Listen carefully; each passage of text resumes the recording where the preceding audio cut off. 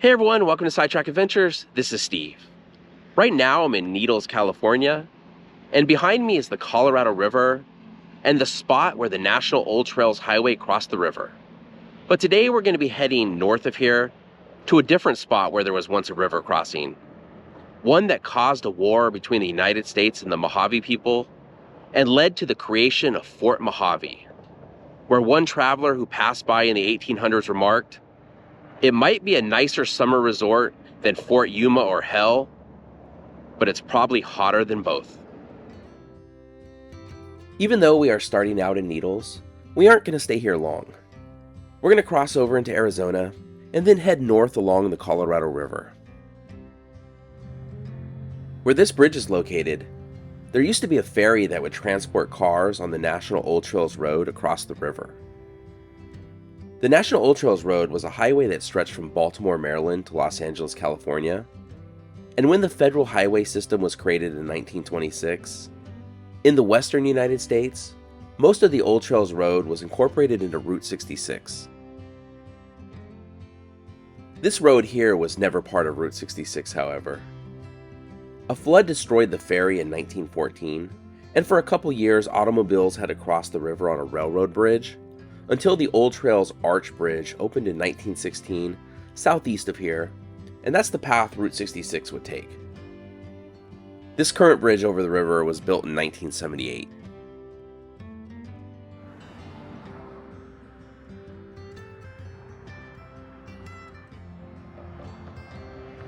Up until the mid-1800s, this area was solely inhabited by the Mojave people. In their language, they are called Pipa Ahamakav, which means the people by the river.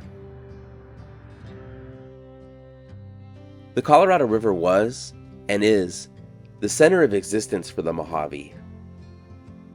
In their creation story, Mastamho, the son of the creator, created the river and its plants and animals, and instructed the Mojave on things such as how to farm. Using the Colorado River to irrigate crops planted along its banks, the Mojave were excellent farmers with well-established villages and a trade network that stretched all the way to the Pacific Ocean. In the 1500s, when Spanish explorers first arrived in the area, the Mojave were the largest concentration of people in the Southwest. Let's go ahead and head further up the river.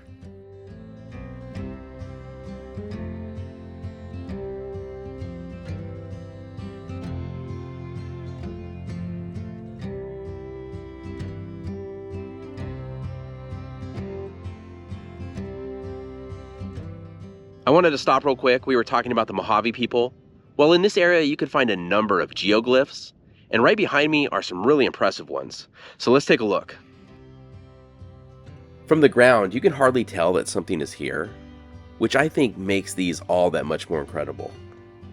But once we can get a look at them from above, the image should really stand out. Because they are a little hard to notice from the ground, non-natives didn't know these existed until the 1930s. These are thought to be at least 1,000 years old and could date back as far as 900 BC, but no one really knows for sure. The theory is they represent Mastamho, who created the river, and his brother Qatar, who opposed creation. That seems plausible to me, but unfortunately, there's no way we could ever truly know the intention of the people that created these.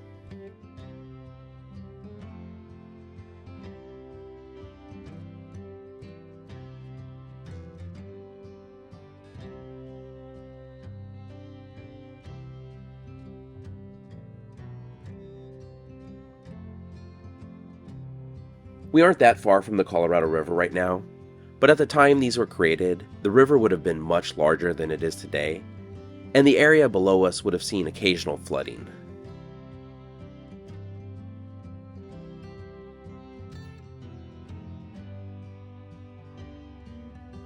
We've moved due west from the Twins to the Colorado River and had to make a quick stop here. This is where Arizona, California, and Nevada meet. At least in the middle of the river is where the three states meet. That is Arizona on the right side of the screen, Nevada across the river, that's a casino down there. And right in front of us is the point of Nevada in the middle of the river. And on the other side of the river here is California.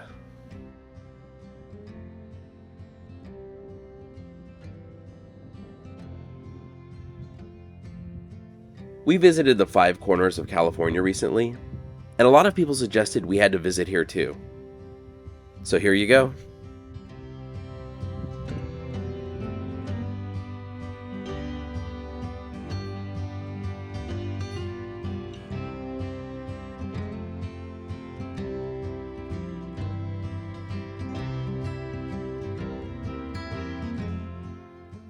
We've now arrived at a place that was called Beale's Crossing.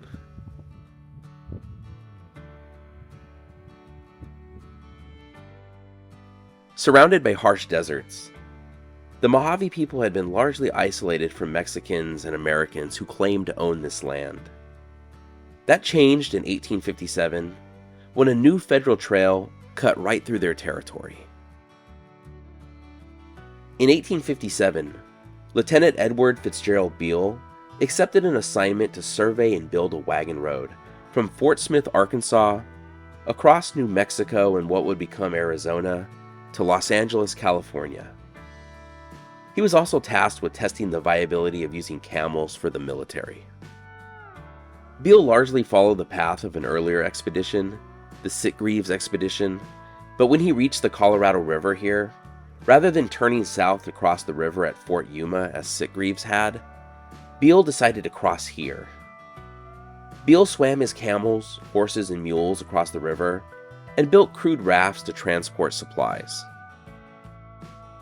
After completing his journey, Beale recommended to Congress that a military fort be established where he crossed the river, stating, "The Indians living in the rich meadowlands are agricultural and consequently peaceable, but they are very numerous.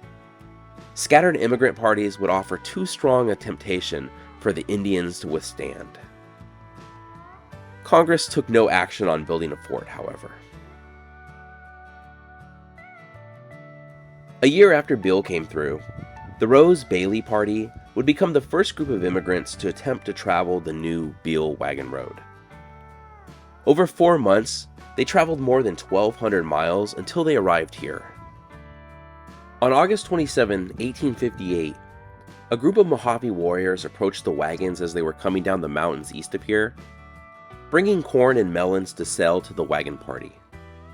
They asked if they intended to settle here, and when the Mojave were told no, they were just traveling through, they seemed appeased and even helped the wagons make it down the mountains.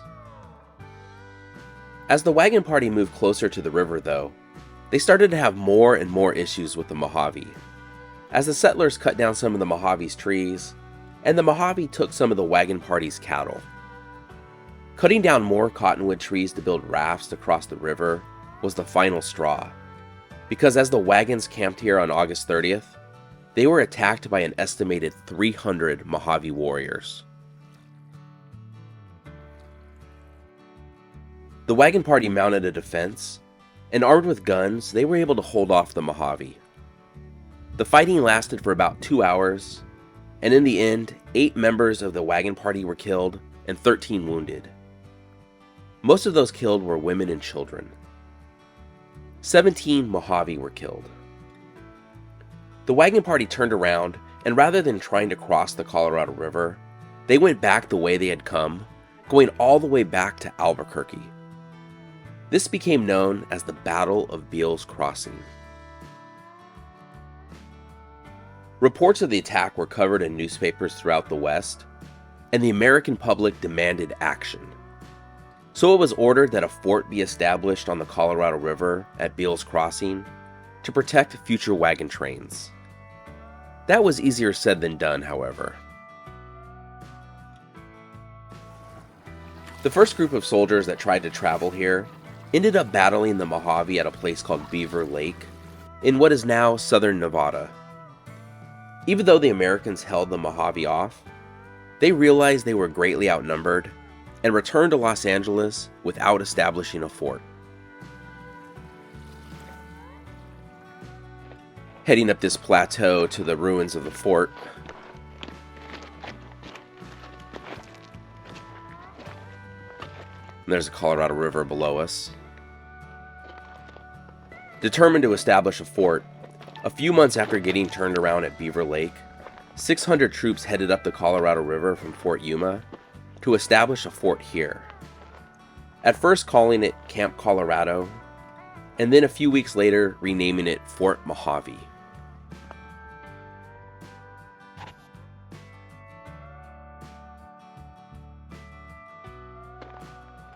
There are still quite a few foundations around here. This was definitely not a tiny fort. When a group of Mojave chiefs came here to make peace, the Army commander, William Hoffman, gave them a list of demands. There would be no Mojave opposition to the establishment of posts and roads in their country, or attacks on passing immigrant trains. To guarantee future good conduct, he asked for 1 hostage from each of the 6 bands, plus 3 hostages from the group that attacked the Rose Bailey party. In addition, he wanted the chief who led the attack on his party at Beaver Lake.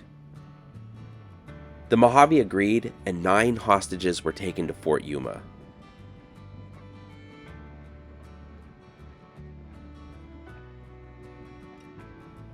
That didn't end the Mohave War, however.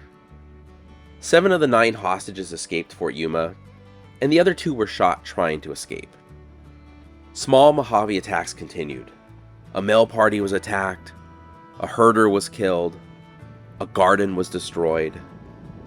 This led to maybe the largest battle to ever take place in this area, the Battle of the Colorado River.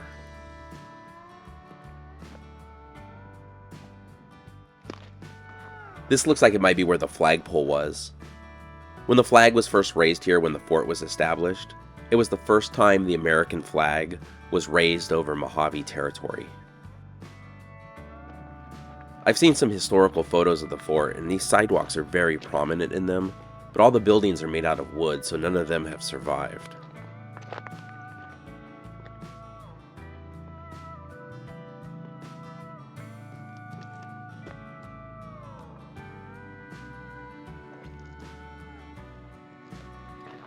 It looks like there's a pipe over here. It gets extremely hot in this area, and in the days before air conditioning, it was said that it would get up to 120 degrees inside the buildings.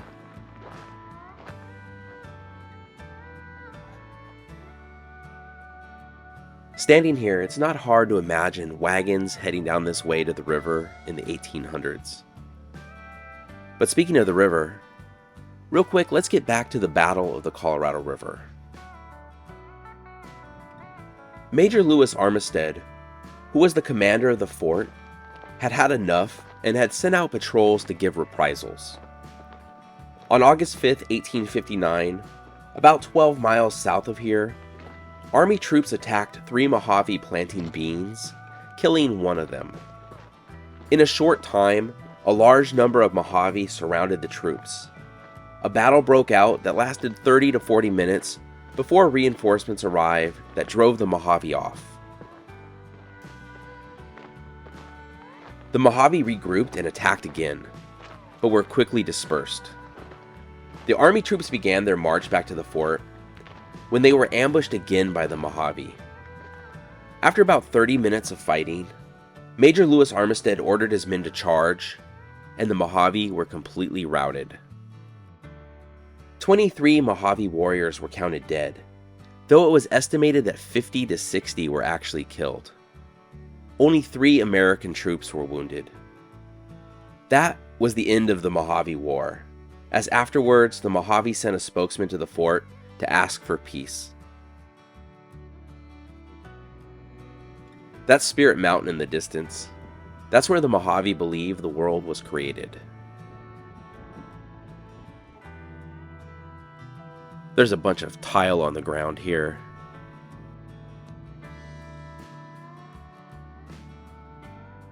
Some of these blocks still have bolts in them. This fort was abandoned at the start of the American Civil War, but was reestablished in 1863 and garrisoned by the United States Army until 1890.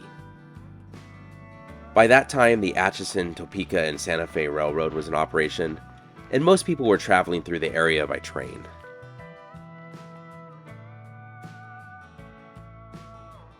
The ferry at Beale's Crossing below us remained in use until around World War I.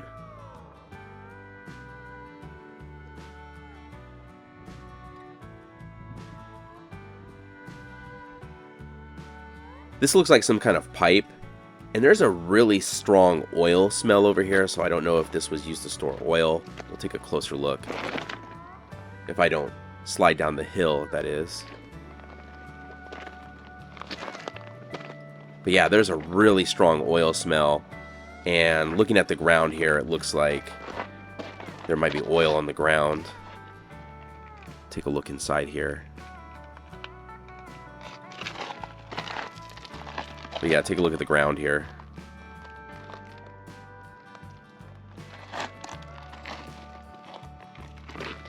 Trying to be careful around this thing. I don't want a rattlesnake to pop out at me. It's hot enough right now where if there's any snakes out, they're going to be in the shade here. Let's take a look from above. So yeah, I think this was probably used to store oil.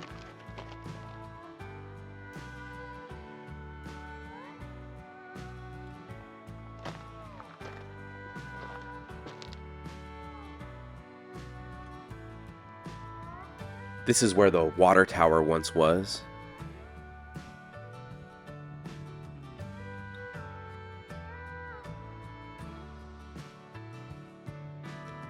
There are what appears to be some older looking bricks over here.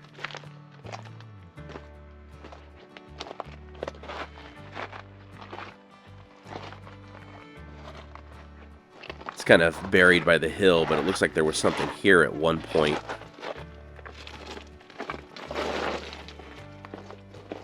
I'm not sure what this would have been used for.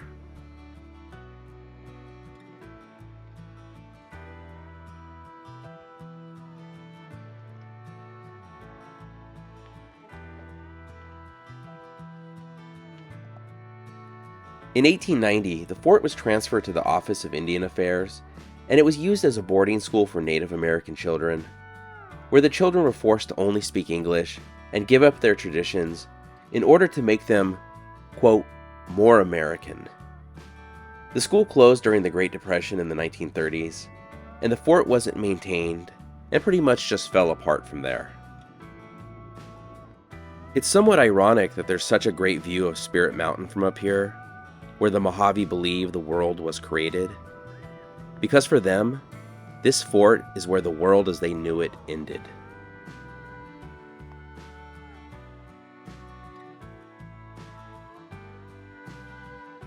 So that's our look at Beale's Crossing and the ruins of Fort Mohave. Thank you so much for watching. If you enjoyed the video, please give it a thumbs up, consider subscribing, and we'll see you next week.